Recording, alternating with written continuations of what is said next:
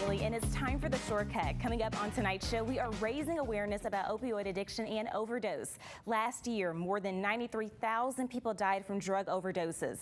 Opioid deaths made up for nearly 75% of that. Joining me on The Shortcut to raise awareness about opioid overdose and what treatment options are available is addiction medicine research physician Dr. Matthew Torrington. Hi, Dr. Torrington.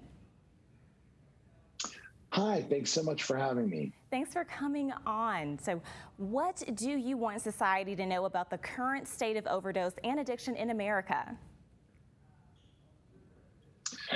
Well, there's so much to learn, but for me, honestly, if there's one thing I could get people to understand, it's never take a pill that didn't come from the pharmacy with your name on it. Any pill out there that didn't come from the pharmacy with your name on it has the potential to be fake.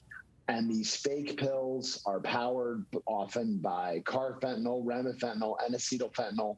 These fentanyl analogs are so ridiculously powerful, and you just don't know which one of these pills has the potential to be life-threatening. And that's part of why we have so many people dying from unintentional drug overdose. Mm-hmm. And what are some of the common myths about opioid addiction and overdose, and how can society separate fact from fiction?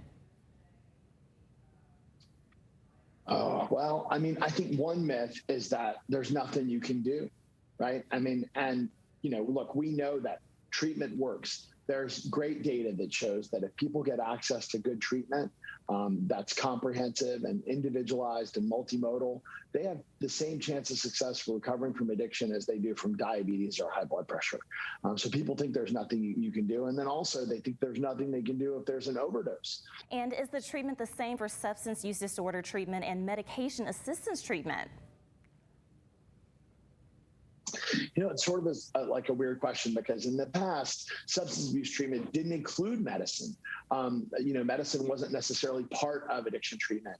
And now what we know is that, you know, the behavioral treatments are ridiculously important, but if you add medication, patients can be more successful and get better outcomes.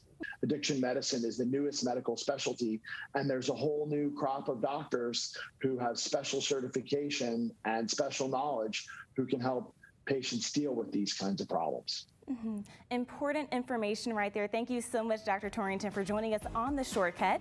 That's all the time that we have for tonight's show. I'm Sydney Neely, and I'll catch you next time on The Shortcut.